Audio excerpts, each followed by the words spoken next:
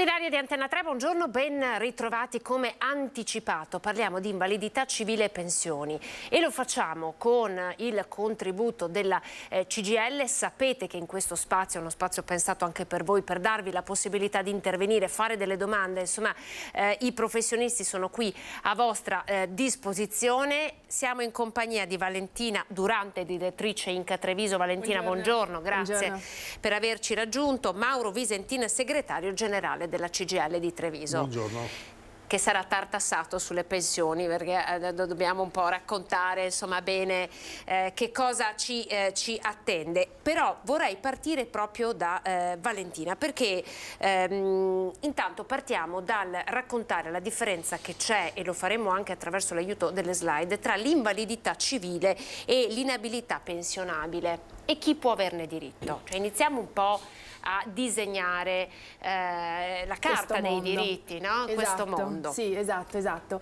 Allora, di fatto sono degli argomenti, insomma, delle argomentazioni e delle domande, delle tutele che iniziano sempre a più prendere piede, soprattutto nell'ultimo periodo, anche post pandemia e post Covid, come domande proprio nei nostri sportelli e come richieste della gente. Allora, di fatto si tratta di due temi importanti, simili ma non uguali. Perché dico questo? Perché l'invalidità civile si accompagna spesso all'invalidità pensionabile e all'inabilità, ma hanno requisiti, sono prestazioni diverse. Si parla di invalidità civile e di invalidità pensionabile. Invalidità pensionabile, come vedete anche nella slide che si sta pubblicando, fa riferimento a tutte quelle prestazioni previdenziali, dove previdenziali si intersecano appunto con la contribuzione versata. Quindi di fatto invalidità pensionabili, simili appunto alle pensioni che più conosciamo e in richiesta in maniera particolare dai soggetti lavoratori, quindi persone che hanno versato o che stanno versando contribuzioni all'INPS. Lavoratori dipendenti privati, lavoratori autonomi, lavoratori che versano in gestione separata. L'invalidità civile invece è una prestazione assistenziale e proprio appunto come la definisce la parola è assistenziale e può essere richiesta da tutti i cittadini indipendentemente dal versamento contributivo. È una prestazione appunto che può richiedere il cittadino che si trova appunto a vivere delle infermità, dei momenti di difficoltà e dei problemi di salute. Cittadino inteso proprio dal minore, quindi dalla nascita diciamo, fino alla maggiore età chiaramente e alla vecchiaia, all'anzianità insomma, no? Qual è l'iter per poter certificare, no? Poi? Sì, allora, diciamo che tutto parte chiaramente da un problema di salute, quindi da una situazione di difficoltà che deve essere certificata dal medico curante. Il medico curante, quindi il medico nostro, insomma, di base, deve presentare un certificato medico telematico. Sono due certificati distinti se si parla appunto di invalidità civile o di indennità o di invalidità pensionabile. E successivamente alla presentazione di questo certificato medico telematico va presentata la domanda amministrativa all'INPS. La domanda amministrativa all'INPS si può presentare insomma anche in maniera autonoma con il proprio SPID insomma nel sito dell'INPS, ma insomma chiaramente si consiglia di avere l'assistenza del patronato o comunque di un soggetto qualificato, perché poi la presentazione della domanda e l'eventuale riconoscimento o meno insomma ecco della prestazione, quindi di un requisito sanitario, di una valutazione sanitaria completa, può dar diritto veramente magari a delle maggiorazioni o aprire altri mondi che magari una persona insomma presentandola in autonomia spesso non è a conoscenza dei diritti a cui può avere accesso, diciamo, ecco. Quindi il consiglio è quello sempre di fare riferimento ai nostri sportelli e alle nostre sedi per fissare un appuntamento, anche semplicemente per valutare se è il caso di presentare una domanda piuttosto che un'altra, insomma, ecco, anche o tutte e due. Ottenere un'invalidità civile, come ben voi spiegate in questi volantini che che sono disponibili, immagino, sia sul vostro sito internet che presso le sedi, perché sono volantini molto fatti molto bene, sono esplicativi sui social, perché ovviamente adesso tutti abbiamo i social e ci permettono anche, no, di interagire, di essere interattivi con la CGIL. Avere un'invalidità civile ti consente una serie di cose, come ad esempio, vedo qui, ovviamente arriva una prestazione economica, ma anche l'esenzione da un ticket sanitario. Cos'altro c'è in ballo una volta che abbiamo riconosciuto l'invalidità civile? Sì, esatto. Allora, l'invalidità civile, che è appunto la prestazione assistenziale che possono richiedere tutti i cittadini, indipendentemente appunto dall'attività lavorativa, se riconosciuta, e per riconoscimento intendiamo di fatto una percentuale, ok? Una percentuale. Per avere diritto a una prestazione economica si va dal 75% al 100% e oltre con l'indennità di accompagno, prestazione economica però che è legata a un limite di reddito, poi magari entriamo nello specifico se lo vogliamo spiegare meglio, oppure appunto si ha diritto all'iscrizione al collocamento mirato, alle liste del collocamento mirato del centro per l'impiego, no? Quindi anche questo appunto si può avere con il riconoscimento di una percentuale inferiore al 74, quindi si parla già dal 46% di invalidità civile riconosciuta, e quindi poi anche qui c'è un'ulteriore domanda che si chiama appunto legge 68 collocamento mirato, che ti permette di accedere all'iscrizione a queste liste, e così come appunto le maggiorazioni contributive, quindi un soggetto lavoratore che ha un riconoscimento appunto di invalidità civile può aver diritto a una maggiorazione di 2 mesi l'anno di contribuzione versata, oppure i vecchi assegni familiari che oggi magari si ricollocano, no, nell'assegno unico universale che è in vigore, la misura è in vigore da marzo del 2022, una maggiorazione nel pagamento dell'importo dell'assegno unico universale per i figli, nel caso in cui appunto siano riconosciuti invalidi, perché chiaramente l'invalidità civile, come si diceva prima, può essere riconosciuta anche a un soggetto minore, quindi dalla nascita fino ai 18 anni, si chiama indennità di frequenza, perché è collegata, diciamo, al fatto di frequentare, no, un istituto scolastico piuttosto che un centro riabilitativo, e può dar diritto appunto a delle maggiorazioni sull'assegno unico. Quindi la materia è piuttosto complessa, Sì. no? È anche per questo che è importante, direi, rivolgersi a chi la mastica adeguatamente, no? Anche per avere dei consigli, quali siano le mosse giuste, in quale momento, quanti documenti portare, perché anche qui immagino che a livello burocratico il processo non sia così immediato. Sono tutele, Mauro Visentin, che sono state predisposte ormai illo tempore, no? Allora funzionano, le chiedo proprio in generale un commento su questo, funzionano queste tutele? Quali miglioramenti secondo lei potrebbero essere inseriti nel sistema delle tutele dei lavoratori che appunto sono inabili magari a fare certi tipi di lavoro? Poi prima Valentina parlava di post-Covid, il Covid ha lasciato diverse conseguenze anche su chi si è ammalato e quindi magari adesso non è nemmeno più in grado di affrontare un certo tipo di lavori. Siamo adeguatamente tutelati?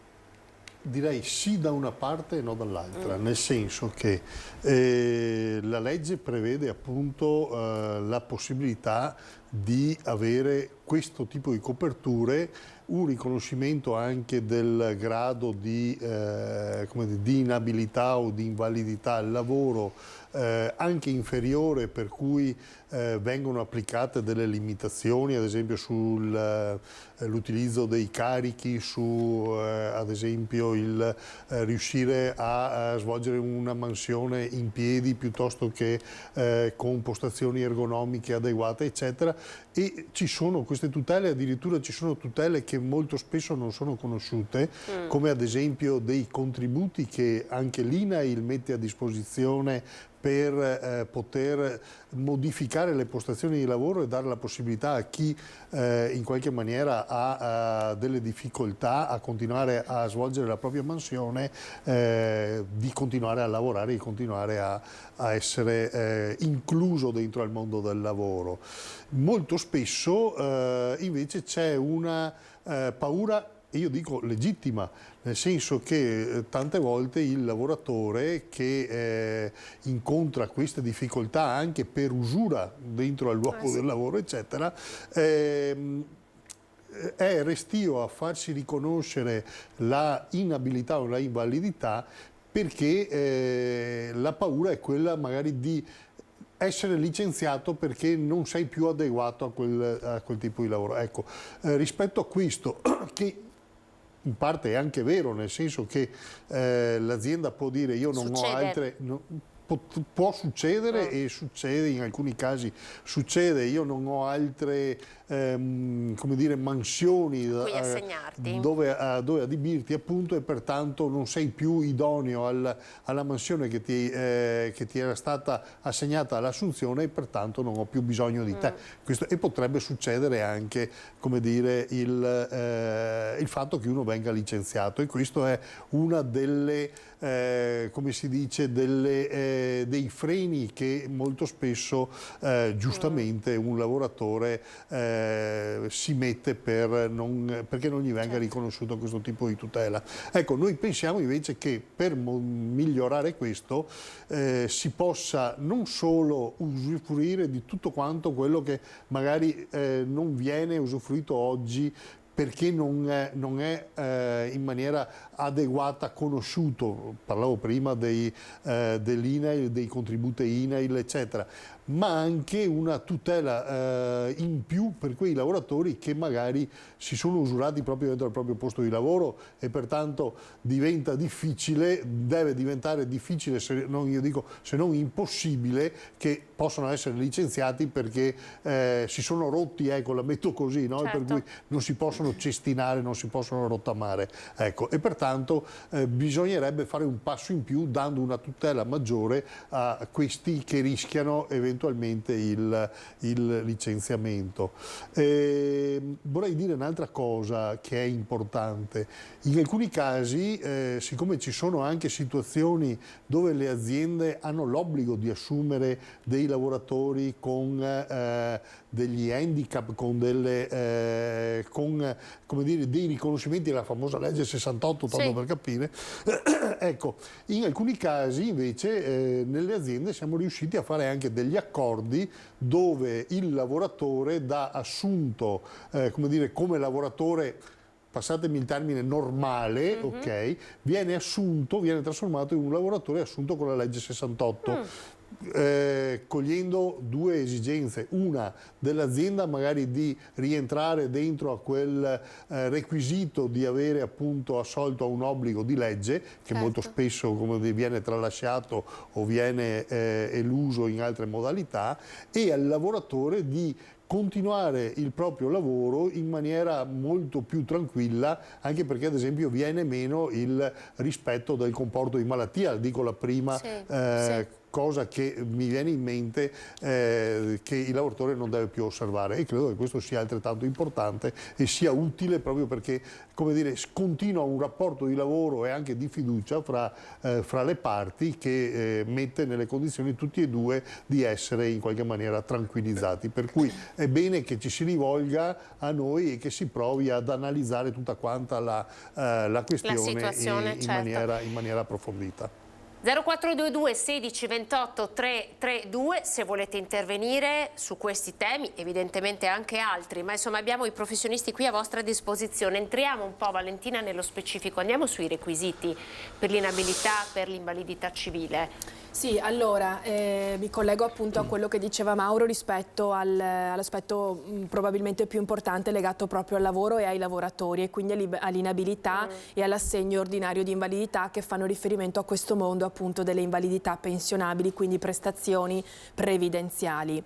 Allora, nel momento in cui appunto ci si trova ad affrontare un momento di salute delicato, queste difficoltà con delle patologie appunto riconosciute, i requisiti da osservare e che ci richiedono appunto, che richiede l'Istituto, la norma, per poter presentare questo tipo di domande amministrative all'INPS, sono questi di fatto: avere dei contributi versati, no? Quindi quanti contributi versati? Avere almeno 5 anni di contributi versati, e si devono collocare però in un periodo di tempo specifico, nel senso che la norma ci dice che devo avere 3 anni di contributi versati negli ultimi 5, e il periodo di riferimento è da quando faccio la domanda di fatto, no? Devo avere questo requisito contributivo sicuramente soddisfatto. dopodiché appunto si presenta la domanda con il certificato medico, corredata dal certificato medico telematico a cui appunto si faceva riferimento prima, e si viene valutati da una commissione medica, in questo caso appunto una commissione medica dell'INPS. In base poi al riconoscimento di assegno ordinario di invalidità, quindi di un'invalidità riconosciuta ma parziale. Quando si parla di invalidità pensionabili si fa riferimento sempre alla riduzione della capacità lavorativa, diversa invece appunto, come si accennava prima, all'invalidità civile, che lì invece si fa riferimento proprio a una percentuale di riconoscimento rispetto alla patologia, no? Qui invece nell'invalidità pensionabile si riferisce alla riduzione della capacità lavorativa se è parziale, cioè di almeno 2/3, o il riconoscimento dell'assegno ordinario di invalidità, e che mi permette di continuare a lavorare però. Quindi mentre nel riconoscimento dell'inabilità, cioè la mancanza completa di capacità lavorativa, no? Il requisito fondamentale per averne diritto e perché l'INPS mi paghi la prestazione pensionistica è non lavorare più. Quindi attenti ai furbetti. Sì, esatto, sia i furbetti e soprattutto perché l'INPS proprio non mi eroga la prestazione, quindi anche lì una valutazione con l'attività lavorativa, proprio per valutare se le eventuali dimissioni, no? Per avere accesso a questo tipo di pensione. Mentre l'assegno ordinario di invalidità è appunto questa riduzione della capacità lavorativa parziale, ok? Che ti permette invece di continuare a lavorare, a lavorare, quindi a percepire sia il reddito e quindi questo assegno dall'INPS, che è calcolato sui contributi versati, quindi ognuno ha il suo importo, ok? Non ci sono degli importi fissi legati al reddito, esatto, come può essere per l'invalidità civile, e ti permette quindi di continuare a percepire il tuo stipendio. Chiaramente anche qui però ci sono delle riduzioni in base al reddito da lavoro che uno viene che ciascun lavoratore insomma percepisce. Esatto. Mentre questo, come dicevo prima, appunto sono l'invalidità, il mondo diciamo dell'invalidità pensionabile è un mondo che non ha una quota fissa ma è calcolata sulla contribuzione versata, quindi appunto è distinta insomma, no, dalla storia lavorativa di ognuno di noi, di ogni lavoratore che si trova coinvolto insomma, per presentare questa domanda, e appunto le dimissioni per avere accesso all'inabilità. Se mi riconoscono l'inabilità, oltre appunto alla cessazione effettiva del rapporto di lavoro, l'INPS maggiora anche la contribuzione versata, ok? Quindi, esatto, quindi mi permettono di andare in pensione, di fatto insomma di maturare la mia pensione così come l'avrei maturata con il requisito lavorativo, no? I famosi 41 anni e 42 anni di contributi. Mauro Visentini, è un motivo in più per sfuggire dal lavoro nero, perché poi in realtà dove non c'è contribuzione tutte queste tutele vengono a mancare. Ovviamente sì. C'è questa consapevolezza, lo percepite? Allora, sì, tutti sanno che se lavorano in nero non hanno la possibilità di usufruire di alcuni strumenti che sono garantiti dalla... come si dice, dalla legge. Mauro, mi permetto di bloccarla perché vedo che c'è una telefonata, non vorrei fare aspettare chi ci chiama. Pronto? Pronto? Sì, prego. Sono Davide da Conigliano Veneto. Prego. Pronto? Ecco, il problema è che sono in pensione di invalidità. Quando ho 67 anni, che chi già passa con quella, come si dice, di anzianità. Vorrei sapere perché, se è un incentivo o se a me resta compagna, e perché una volta quando si tirava quella, come si dice, di anzianità, se te passavi in quella di validità per vivere, adesso invece non ti guadagni più niente. È vero o non è vero? Allora, la domanda è chiarissima, no? Il passaggio dalla pensione di invalidità a quella di vecchiaia, no? Di anzianità, di vecchiaia. Mauro, vuole rispondere lei? Risponde Valentina? Chi risponde? Valentina è espertissima di Allora, sta roba. esatto. Prego, Valentina. Allora, signor Davide, allora intanto se ha piacere le dico già insomma di passare presso i nostri uffici per vedere meglio la posizione e la sua storia specifica, o in caso se c'è la possibilità di lasciare il numero di telefono qui e poi insomma verrà contattato direttamente da noi, perché è vero che può esserci la possibilità all'età di vecchiaia, cioè oggi 67 anni, di avere questa trasformazione, no?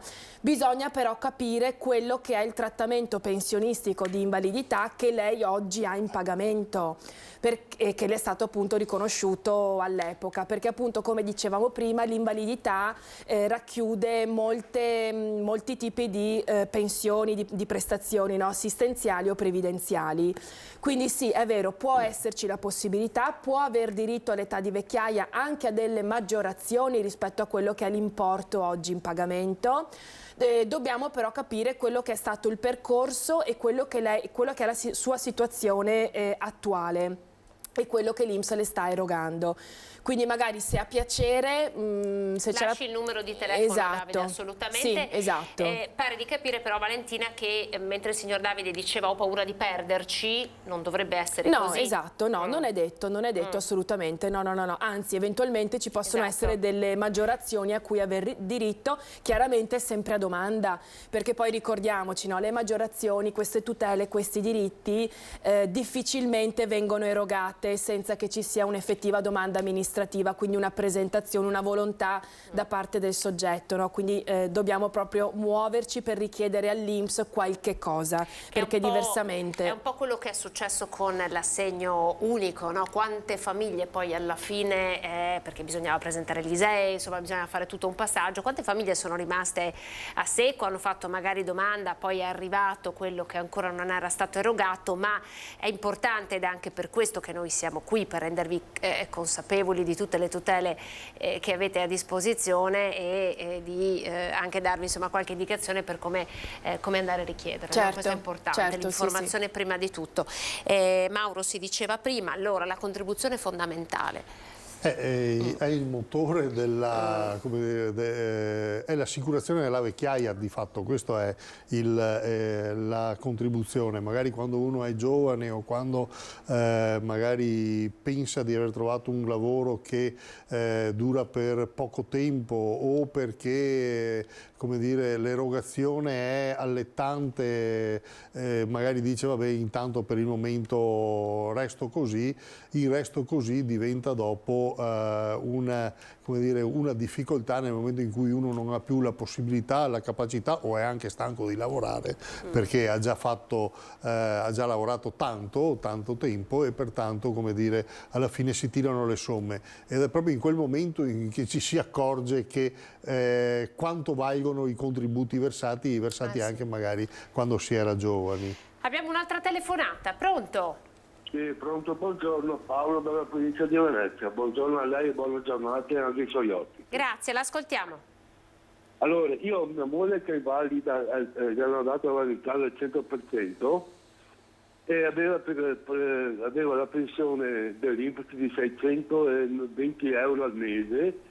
Da quest'anno l'hanno dimezzata perché io fatalità ho 2 CUD, supero il reddito, cos'è? Ho chiamato io il reddito, l'invalidità, perché queste cose io non lo so come va. Le hanno dimezzato la pensione.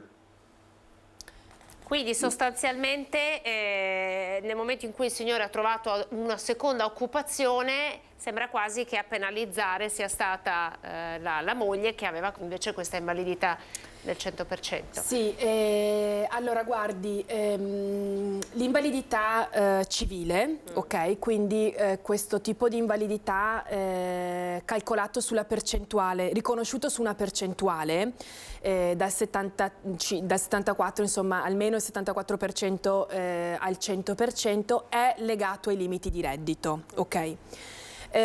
Cosa che invece non c'è per l'indennità di accompagno, la famosa accompagnatoria cosiddetta, no? Ok?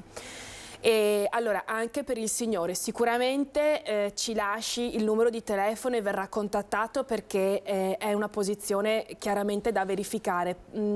E nello specifico le dico questo: il limite di reddito, che è un requisito chiaramente da soddisfare per avere diritto a percepire l'invalidità civile, quindi questa prestazione assistenziale, è un limite di reddito da soddisfare dalla persona invalida, quindi dal soggetto, non dal nucleo familiare. Quindi se in questo caso si sta parlando della signora, della moglie, no, invalida con un riconoscimento di invalidità civile, la moglie, se riconosciuta con questa invalidità civile parziale, quindi dal 75 al 99%, non deve superare il limite di reddito di 5.300 erotti euro l'anno, ok? Ma è sempre un reddito personale. Mentre se la moglie è riconosciuta invalida con una percentuale del 100%, cosiddetta invalida totale, c'è sempre un limite di reddito da rispettare, e sono 17.000 erotti, insomma quasi 18.000 euro, ma di reddito personale, quindi non si fa riferimento al reddito familiare o coniugale. Presentate dal marito non dovrebbero... No, non c'entrano niente per quel che riguarda però la prestazione assistenziale nello specifico dell'invalidità civile. Se invece la moglie, oltre a questo, è titolare di un altro tipo di pensione, legata magari alla contribuzione versata, a un assegno sociale, a un'altra prestazione pensionistica, che magari sì è collegata al reddito, ed è collegata invece al reddito non più personale ma coniugale, familiare, ecco che allora l'INPS a quel punto mi può decurtare l'importo della pensione se il reddito della mia famiglia, quindi coniugale, supera un limite di reddito.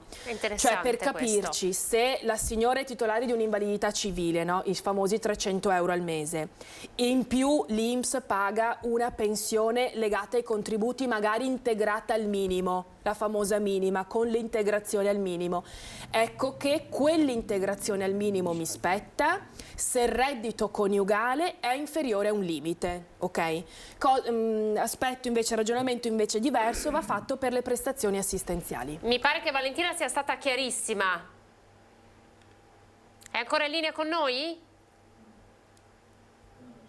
Non c'è, ok, ad ogni modo direi che è importante, perché insomma sono temi un po' delicati, sì. No? Allora, Valentina è stata chiarissima, però immagino che lei ci stia ancora ascoltando. In caso sono a disposizione per valutare proprio la posizione. Sì, ha nominato Valentina l'indennità di accompagno e indennità di frequenza. Andiamo velocemente a chiarire un po'. Sì, allora, il mondo delle invalidità civili è un mondo appunto complesso e fatto di tante anche sfaccettature, no?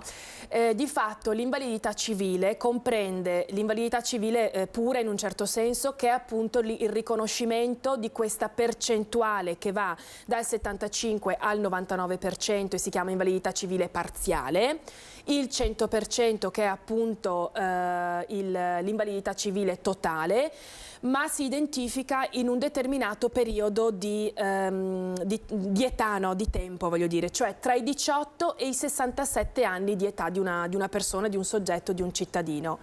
Prima dei 18 anni il riconoscimento di un'invalidità, quindi di una minorazione, di una difficoltà di salute, insomma, si chiama indennità di frequenza, quindi 0,18, indennità di frequenza, perché è proprio legata alla frequenza dell'istituto, di una scuola, di un istituto scolastico o di un centro riabilitativo. Quindi dai 18 ai 67 anni riconoscimento di dell'invalidità civile parziale o totale. Sopra i 67 anni diciamo che ho diritto Abbiamo una telefonata, Valentina, sì. la blocco un attimo, perché appunto non voglio fare stare i nostri telespettatori in attesa. Pronto? Sì, pronto, buongiorno, sono Gabriele da Bartola. Buona giornata a lei e ai suoi ospiti. Praticamente io volevo capire un attimo, io a giugno faccio 41 anni di lavoro e praticamente sono sempre stato rimpallato da una parte all'altra per farmi fare la P116 e l'azienda dice che non ha l'obbligo di di farmi questa carta che poi viene presentata all'INPS.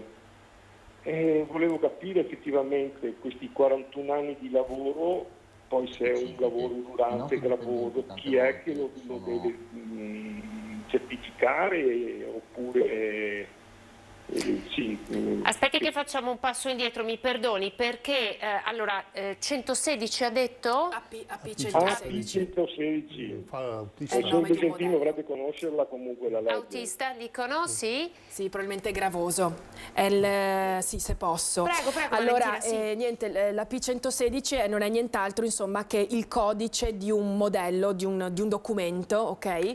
Che l'istituto, quindi l'INPS, richiede per andare a certificare quella che è la situazione gravosa, precoce di un lavoratore, no? Ok?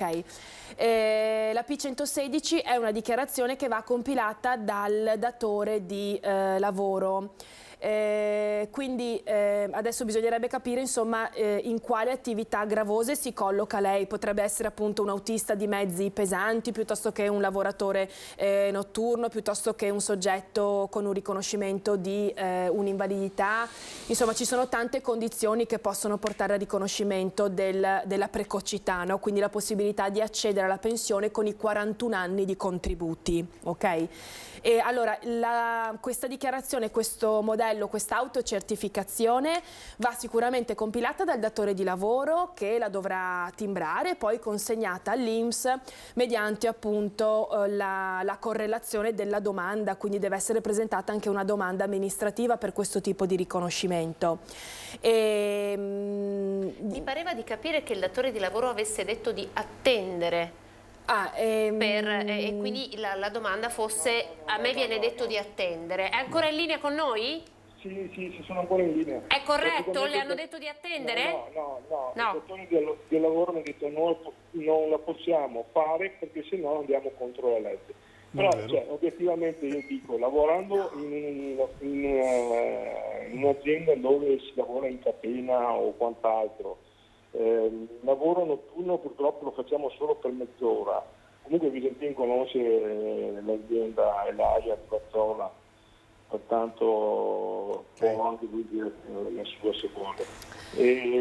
Niente, io sono ancora qua in balia, una situazione che porto avanti da più di un anno, ora per uno, ora per un altro, ora per un'altra cosa ancora, e fino che l'azienda mi dice no, non te la possiamo firmare perché siamo contro la legge. No, secondo me è un po' una questione di contratti che si vanno a fare sulle aziende, e queste cose qua poi alla fine penso proprio, non lo so. Mauro, vuole rispondere? Sì. Allora, la certificazione è dovuta, non è che va contro la legge se non la fa, perché se deve certificare una determinata mansione che rileva un lavoro gravoso, la certificazione deve essere fatta, deve essere erogata, deve essere certificata dall'azienda che dice tu stai facendo questo lavoro.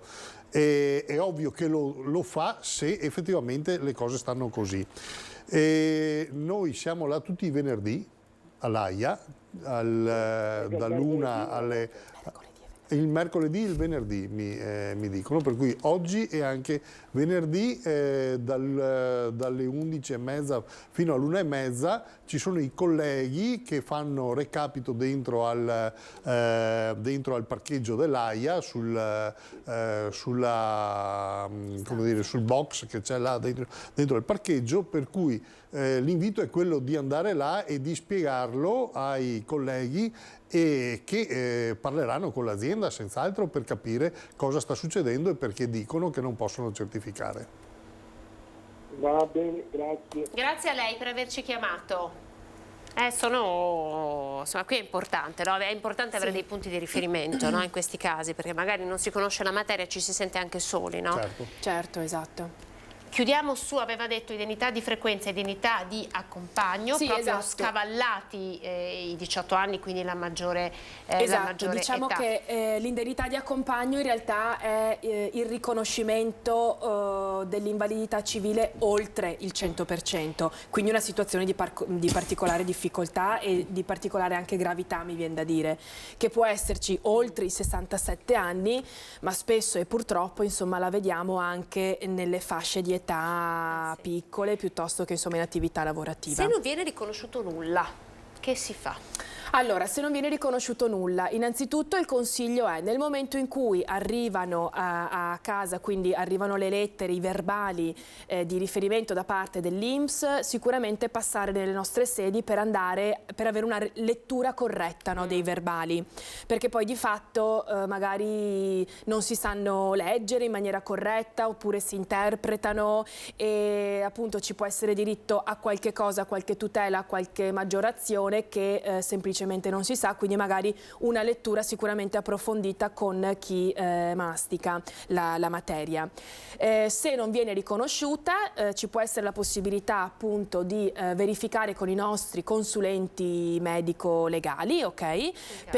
In caso, sì, esatto, per valutare se c'è la possibilità di un ricorso rispetto al mancato riconoscimento della prestazione e quindi della valutazione sanitaria. Insomma, quindi c'è la possibilità di fare ricorso. Sì, esatto. Abbiamo un'altra telefonata, pronto? Sì, pronto, buongiorno. Buongiorno. Buongiorno. Volevo chiedere una cosa inerente a una pensione, un'invalidità di accompagnamento già erogata. Allora io ho mio papà che ha over 67 anni ed è stato riconosciuto invalido civile al 100% e recepisce quindi la pensione, perché non autosufficiente, la pensione di accompagnamento.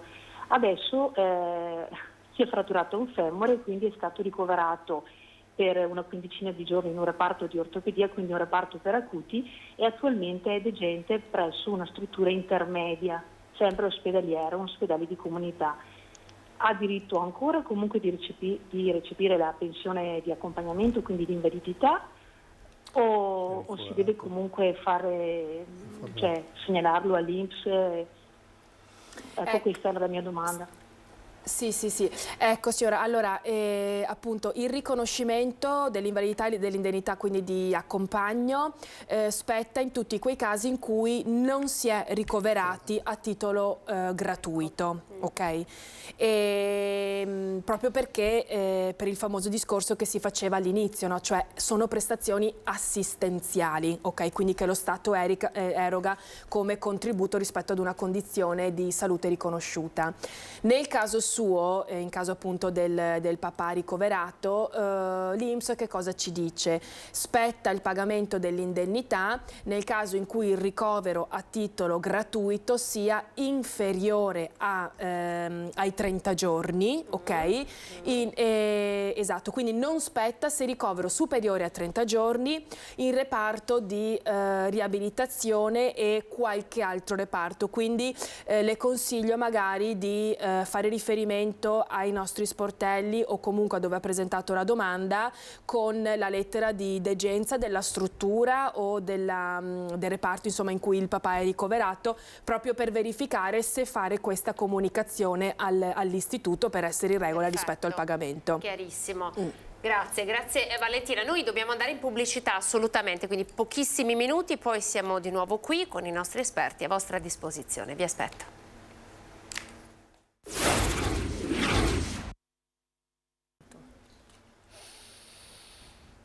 Eccoci, ben ritrovati. Pensioni e invalidità, un tema che sta raccogliendo davvero molto interesse anche da parte vostra, dei nostri telespettatori. Abbiamo preso diverse telefonate per sciogliere nodi per un tema insomma, che è piuttosto complesso. Abbiamo un'altra telefonata in attesa, la prendiamo subito, poi torniamo su questi temi con i nostri esperti. Pronto? Sì, buongiorno signore. Sono Paolo della provincia del Veneto, avevo chiamato prima perché mi è caduta la linea. Stavo parlando di mia moglie di mezzo dell'invalidità dei 600 euro che prendeva 300 euro al mese. Sì. Lei ha un reddito anno di 1000 euro all'anno. Non so se faccia accumulo con questa invalidità civile sua, con reddito mio e reddito suo. Allora, Allora, posso? Sì, prego Valentina, poi secondo me magari sì. lascia il numero che così Sì, nello esatto. specifico. Allora signor Paolo, sicuramente lasci il numero perché chiaramente abbiamo bisogno di verificare veramente nello specifico la sua condizione particolare, sua e della moglie. Allora i 1.000 euro al mese, scusi, all'anno a cui fa riferimento lei come reddito della moglie vanno chiaramente cumulati nel reddito quello che è complessivo, no, della famiglia, quindi nel reddito coniugale. Bisogna però vedere questo reddito diciamo totale familiare suo, di lei insomma e della moglie, a quale limite e dove dobbiamo collocarlo. Cioè se l'INPS ci fa questa riduzione su una prestazione assistenziale che è l'invalidità civile, allora no, non può esistere, non è corretto chiaramente. Se invece l'INPS ci sta riducendo il pagamento dell'importo di una pensione diversa da quella che è l'invalidità civile, cioè viene variato l'importo minimo della pensione in pagamento, una pensione magari calcolata sui contributi, dai contributi versati della moglie non raggiungevo, no, il limite, ma magari avevo, che ne so, un importo di 200-300 euro. Grazie al fatto, nel senso, rispetto al mio reddito me la integravano, quindi l'istituto interveniva, lo Stato interveniva e mi portava il pagamento di questa pensione al minimo, ok? Se chiaramente i redditi variano e superano quel limite previsto dalla norma, ecco che l'istituto, l'INPS, può chiedermi in restituzione quali somme? Le somme di integrazione, quindi non tanto l'effettivo importo di pensione che ne deriva dai miei contributi versati, ma la differenza tra quella che è la pensione mia, dai miei contributi versati e che nessuno mi può toccare, e l'integrazione invece data dallo Stato. Comunque la invitiamo, direi, sì, assolutamente. Perché abbiamo ancora 7-8 minuti, dobbiamo toccare due temi come quello della legge 104. Davvero la invitiamo a rivolgersi, perché è un caso un po' particolare, quindi direi gli sportelli sono a sua disposizione. Grazie per averci chiamato. Mauro Visentin, un passaggio con lei, perché la popolazione sta invecchiando sempre di più, lo stiamo vedendo, poi insomma, non facciamo altro che parlare di denatalità, quindi stiamo andando verso una popolazione sempre più anziana e quindi che avrà bisogno di tutele di questo tipo, tutele che devono essere garantite, perché per un invecchiamento... Che devono essere garantite, che si chiama stato sociale, che si chiama welfare, e che in qualche maniera o arriva, come sta arrivando adesso, dalla contribuzione di chi versa i contributi all'INPS, perché dopo l'INPS eroga, o arriva dalla contribuzione generale, per cui dalla fiscalità generale, e per cui da chi paga le tasse. E anche qua, come dire, i soggetti sono i lavoratori dipendenti e i pensionati. Per quanto riguarda il pagamento delle tasse, mentre per quanto riguarda l'INPS, per chi lavora e lavora in regola. Dicevamo prima, a cosa serve lavorare in regola? Lavorare in regola serve per anche versare i contributi, per avere delle garanzie, ma per garantire a una società che ha sempre più necessità di avere delle prestazioni assistenziali di un certo tipo, come dire, che queste si possano erogare. Per cui il tema è molto semplice, noi lo diciamo e siamo andati in piazza sabato, eravamo in piazza a Milano, e prossimo sabato saremo in piazza a Napoli, come eravamo in piazza a Bologna 2 sabati fa. Bisogna fare una riforma del fisco e delle pensioni che sia una riforma che guardi il futuro e che non vada a ridurre le tasse ad alcuni e basta, e che vada a gravare sempre sui soliti noti, e dall'altra parte che ci sia anche una, come dire, una possibilità di chi versa i contributi un domani di trovarsi anche un qualcosa di garantito per sé, ma anche per i propri familiari, perché abbiamo visto che è un attimo aver bisogno dopo o per una disgrazia o per una, come dire, altre questioni, c'è un bisogno reale di avere uno Stato che risponde, e lo Stato risponde se ci sono, come dire, le risorse. Anche perché perché giustamente è un trend incontrovertibile, lo stiamo vedendo, lo dicono le statistiche, ma è questa la direzione verso cui stiamo andando, quindi è una chiamata a cui non è possibile non dare ascolto. Assolutamente, anche perché in una società dove, come dire, la polarizzazione della diseguaglianza è sempre maggiore, dove i ricchi diventano sempre più ricchi e questi si pagheranno la sanità privata, si pagheranno le cure, si pagheranno come dire, con le rendite la vita anche quando non lavoreranno, e i poveri che devono barcamenarsi tra fare la spesa e pagare le bollette e non avere neanche i contributi, magari perché la precarietà è ancora un tema che incombe soprattutto per i giovani, soprattutto per chi perde il lavoro. Ecco, questo come dire, è un sistema che deve essere rimodificato, rimodellato, e qua, come dire, governo e regione devono metterci una pezza, perché sennò noi saremo molto molto arrabbiati. E tornerete in piazza? Assolutamente. Con l'invalidità civile c'è la famosa legge 104, no? Che consente ai familiari di avere dei permessi lavorativi per assistere le persone che ne hanno bisogno. Facciamo un ultimo passaggio su questo. Sì, esatto, questo è un aspetto molto importante. Allora, in realtà la legge 104 del 92, quindi l'handicap, insomma, è una domanda in più che deve essere fatta, quindi una domanda amministrativa che va proprio presentata. Spesso si fa in corrispondenza alla presentazione chiaramente dell'invalidità civile, perché è tutto racchiuso in quel famoso certificato iniziale che viene compilato telematicamente dal medico di base. Allora, il riconoscimento dell'invalidità della legge 104, quindi dello stato di handicap, quindi la situazione di gravità, perché deve essere riconosciuto l'articolo 3,3 della legge 104 del 92, cioè la situazione di handicap in gravità. Okay. Questo riconoscimento, che è un riconoscimento, una valutazione medica, una valutazione sanitaria, se riconosciuta, dà diritto appunto alla possibilità di chiedere il congedo straordinario rispetto alla legge 104 o i giorni di permesso mensili.